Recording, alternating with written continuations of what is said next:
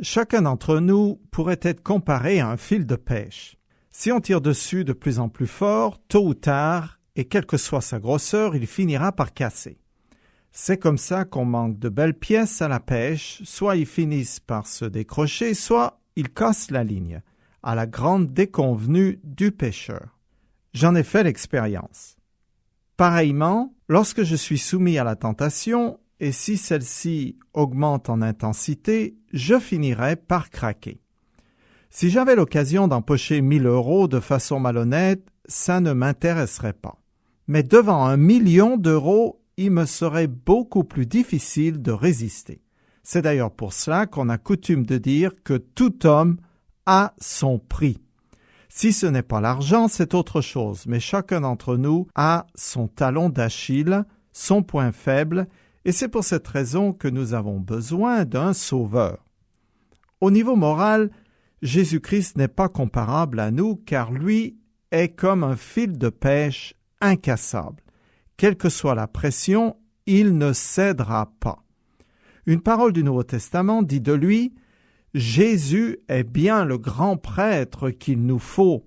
Il est saint, irréprochable, il n'a jamais été touché par le mal. Il est tout différent des pécheurs et il est élevé plus haut que les cieux. » Fin de citation. Je continue à lire dans le chapitre 4 de Matthieu. Après avoir jeûné pendant 40 jours et 40 nuits, Jésus eut faim. Le tentateur s'approcha et lui dit « Puisque tu es le Fils de Dieu, ordonne que ces pierres se changent en pain. » Mais Jésus répondit « Il est écrit, l'homme n'a pas seulement besoin de pain pour vivre, mais aussi de toute parole que Dieu prononce. » Versets 2 à 4. De la même manière que l'obéissance d'Israël fut éprouvée par l'Éternel dans le désert pendant 40 ans, le Christ l'est lui aussi pendant 40 jours. Une si longue période de jeûne complet semble extraordinaire, mais la science moderne a confirmé que cela est tout à fait possible. En effet, dans la revue scientifique La Recherche numéro 10 de janvier 1972, sont décrites des expériences de plusieurs jeûnes allant de 25 à 249 jours. Moi, j'ai essayé une fois pour voir. Après 24 heures, j'étais malade comme un chien, la tête me tournait et l'estomac faisait des nœuds. C'est pas pour moi. Donc 40 jours est tout à fait du domaine du possible. Dans les textes sacrés, le chiffre symbolique 40 est souvent synonyme d'épreuve. Donc, le diable entre en scène. Il est important de noter qu'il est une créature, un esprit peut-être, mais c'est quelqu'un et pas une influence impersonnelle qui surgirait d'on ne sait où. Dans cet épisode, il ne remet pas en cause le statut de Jésus proclamé par Dieu lors de son baptême, mais il cherche à le pousser à prouver sa divinité et à en tirer profit en dehors de la volonté de son Père. La tentation réside dans la suggestion subtile d'agir indépendamment de Dieu pour satisfaire ses besoins physiques. Ici, le diable fait appel à la convoitise de la chair, ce qui est pour nous la recherche du plaisir, qu'elle soit ou pas légitime. Satan n'incita pas Jésus à faire quelque chose d'interdit, comme désobéir à l'un des commandements de la loi de Moïse. Il savait que le Christ ne pouvait être tenté directement par le mal. Par contre, ce n'est pas une faute que de manger pour apaiser sa faim, mais le moyen d'obtenir la nourriture peut être une transgression des préceptes divins. Le diable incite donc Jésus à créer une belle miche de pain par son propre pouvoir. Pour moi, ce serait de voler une flûte chez un boulanger. Avoir faim n'est pas une bonne excuse pour enfreindre les commandements de Dieu, car il est écrit « Tu ne voleras pas ». Jésus voit le diable venir et refuse d'entrer dans le rôle du magicien qui utilise la puissance surnaturelle pour satisfaire ses besoins. Plus tard, par contre, il accomplira le miracle de la multiplication des pains pour le bien de ses auditeurs. La réponse de Jésus au tentateur montre sa parfaite soumission à la volonté du Père et à son plan pour lui. Je continue. Alors le diable le transporta dans la cité sainte, le plaça sur le haut du temple et lui dit : « Puisque tu es le Fils de Dieu, lance-toi dans le vide, car il est écrit : il donnera des ordres à ses anges à ton sujet. Ils te porteront sur leurs mains pour que ton pied ne heurte aucune pierre. » Jésus lui dit : « Il est aussi écrit : tu ne forceras pas la main du Seigneur ton Dieu. » Versets 5 à 7. Le diable pousse Jésus à agir comme si l'Éternel était à son service, à la manière d'Israël pendant les 40 ans dans le désert, qui se plaignait toujours de son sort et réclamait sans cesse et à grands cris une chose ou une autre. Satan incite le Christ à mettre Dieu à l'épreuve en le forçant à accomplir ses promesses hors de leur contexte. Par ce miracle spectaculaire, Jésus aurait convaincu la nation d'Israël qu'il était le roi successeur de David. Ici, pour tenter Jésus, le diable fait appel à l'orgueil de la vie, du genre « Vous allez voir ce que vous allez voir, je vais vous en mettre plein la vue. » Satan sait fort bien se servir de la parole de Dieu, mais en même temps, il en tord le sens, lui faisant dire ce qu'elle ne dit pas. Il cite le passage d'un psaume qui s'adresse à celui qui cherche un refuge en Dieu. De plus, le diable se garde bien de mentionner le verset suivant qui proclame la victoire sur les forces de l'ennemi, donc sa défaite. J'ai entendu des personnes affirmer que l'on peut faire dire n'importe quoi aux Écritures. C'est exactement ce que Satan a essayé. Mais le problème n'est pas la parole de Dieu, mais bien plutôt l'interprétation qu'on en donne, et il faut veiller à ne pas l'utiliser pour défendre des idées préconçues. Satan a sorti ce passage de son contexte afin d'en tordre le sens. La réponse de Jésus « Tu ne tenteras pas le Seigneur ton Dieu » veut dire « Tu n'exigeras pas de Dieu qu'il agisse selon ta volonté », car ce serait vouloir le commander. C'était la pratique habituelle du peuple d'Israël dans le désert quand il disait « Oui ou non, Dieu est-il vraiment au milieu de nous ?» Les Israélites cherchaient de cette manière à forcer la main de l'Éternel, croyant pouvoir l'obliger à agir comme il le désirait. Cette arrogance leur a valu d'être sévèrement jugés à plusieurs reprises. Je continue le texte. Le diable le transporta encore sur une très haute montagne. Là, il lui montra tous les royaumes du monde et leur magnificence. Puis il lui dit : « Tout cela, je te le donnerai si tu te prosternes devant moi pour m'adorer. » Alors Jésus lui dit : « Va-t'en, Satan, car il est écrit : tu adoreras le Seigneur ton Dieu, et c'est à lui seul que tu rendras un culte. » Versets 8 à 10. Bien que Satan soit le père du mensonge, il dit la vérité lorsqu'il prétend disposer des royaumes de ce monde comme il l'entend. Jésus lui-même l'appelle 3 fois le prince de ce monde. Et l'apôtre Jean dit que le monde entier est sous la puissance du malin. Cela veut dire que c'est lui qui mène le bal sur notre planète. La 3e tentation est moins subtile que les 2 précédentes, car cette fois-ci, la ficelle est plus grosse. Le diable offre à Jésus ce que Dieu lui avait déjà promis, mais sans passer par la souffrance et l'opprobre de la croix exigée pour l'expiation des fautes de l'humanité. L'usurpateur propose à Jésus de recevoir le pouvoir et la gloire au prix du reniement de son allégeance au seul vrai Seigneur. Telle est aussi, en partie, la tentation à laquelle Israël a succombé dans le désert lors de l'épisode du veau d'or décrit dans le film Les 10 commandements. Dans cette dernière tentation, Satan fait appel à la convoitise des yeux, le désir de posséder. Il montra à Jésus-Christ la splendeur des royaumes de la terre, essayant de lui en mettre plein les yeux. Mais le Seigneur lui répond du tac au tac, de manière bien tranchée, avec un passage tiré pour la 3e fois du Deutéronome, le 5e livre écrit par Moïse.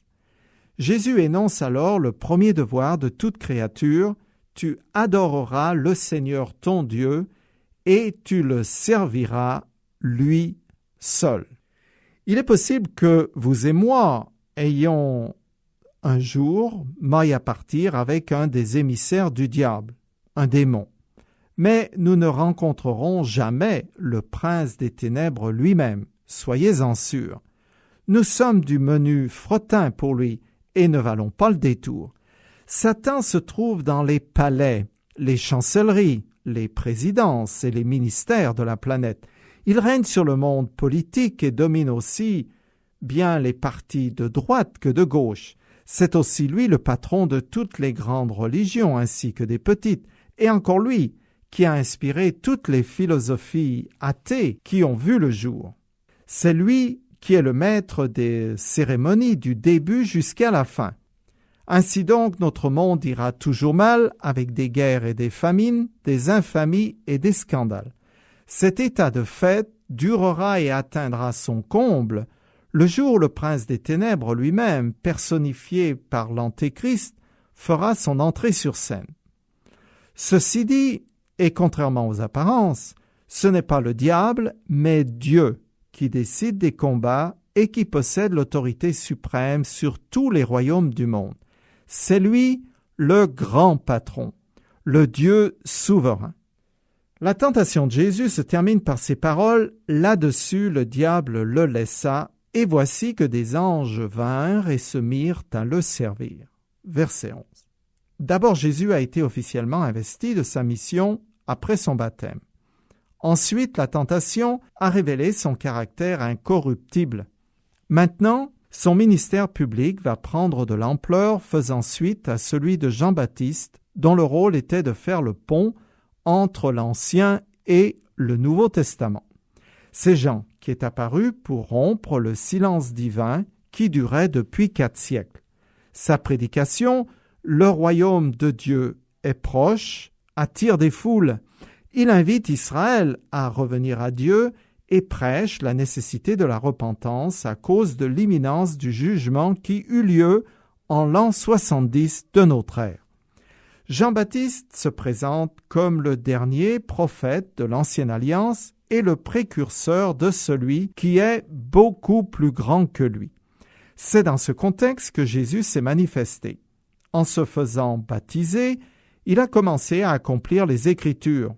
Pour lui, passer par les eaux du baptême a été comme la traversée de la mer Rouge pour les Israélites lorsqu'ils s'enfuirent de la servitude égyptienne. Ce départ fut suivi du temps de l'épreuve et de la tentation dans le désert 15 siècles plus tôt. Pareillement, Jésus a subi le combat spirituel des 3 tentations, car il devait obéir et résister aux tentateurs là où Adam et le peuple d'Israël avaient failli.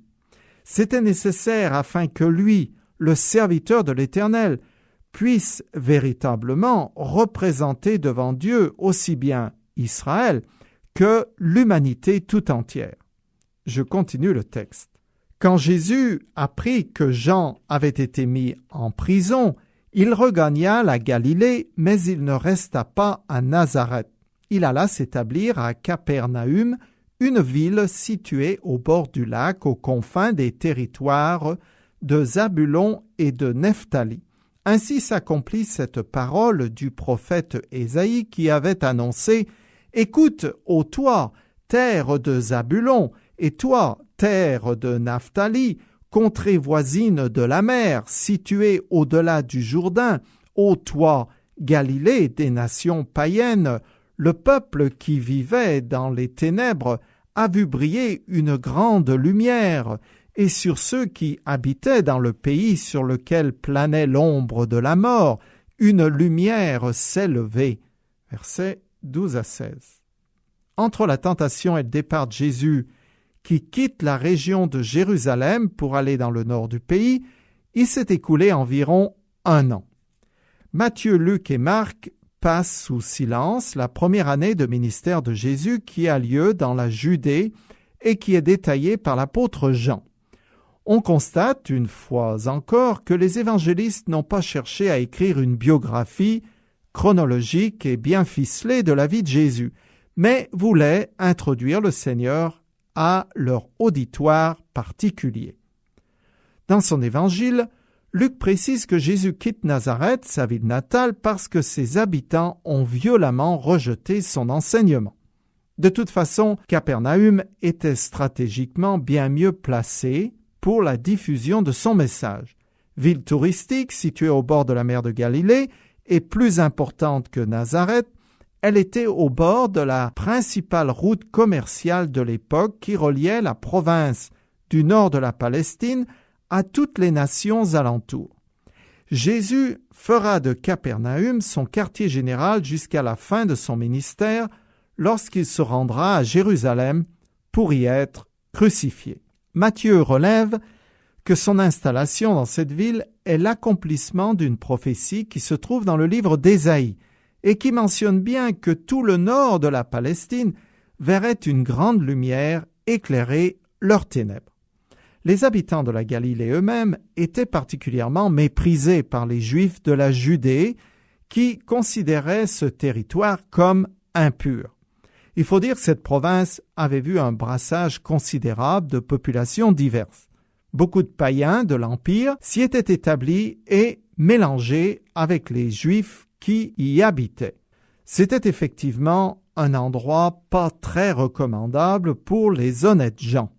Il n'empêche que 7 siècles plus tôt, le prophète Ésaïe avait annoncé d'avance que cette région dénigrée par les purs d'Israël serait le centre du ministère du Messie. Jésus y fit d'ailleurs un grand nombre de miracles, mais la plupart des habitants ne crurent pas en lui et avant la fin de son ministère, il prononça un jugement sévère contre la ville de Capernaüm. Je continue le texte. À partir de ce moment, Jésus commença à prêcher en public en disant « Repentez-vous et changez, car le règne des cieux est proche. » Verset 17. Le message de Jésus reprend celui de Jean-Baptiste. Il annonce, comme tous les prophètes de l'Ancien Testament, que les promesses de Dieu concernant le règne du Messie sur terre sont sur le point de se réaliser. En fait, ce royaume était présent en la personne de son roi. Soit dit en passant que l'Église de Jésus-Christ fait partie de ce royaume. Elle est le pont entre l'Ancienne Alliance et l'accomplissement des prophéties lorsque le Christ reviendra une seconde fois en tant que souverain et maître du monde. Alors ce sera le règne du ciel sur la terre pour de bon. Je continue. Un jour qu'il marchait au bord du lac de Galilée, il vit 2 frères, Simon, qu'on appelle aussi Pierre, et André, son frère, qui lançaient un filet dans le lac, car ils étaient pêcheurs. Il leur dit « Suivez-moi, et je ferai de vous des pêcheurs d'hommes. » Ils abandonnèrent aussitôt leur filet et le suivirent. Versets 18 à 20. Jésus se présente au peuple sous l'apparence d'un maître enseignant, un rabbin itinérant comme il y en avait plusieurs en son temps. Chacun d'entre eux regroupait autour de lui des fidèles qui décidaient d'adhérer à sa doctrine et à le suivre dans ses pérégrinations. Mais avec Jésus, c'est lui qui appelle ceux qu'il choisit et non l'inverse, comme c'était alors la coutume.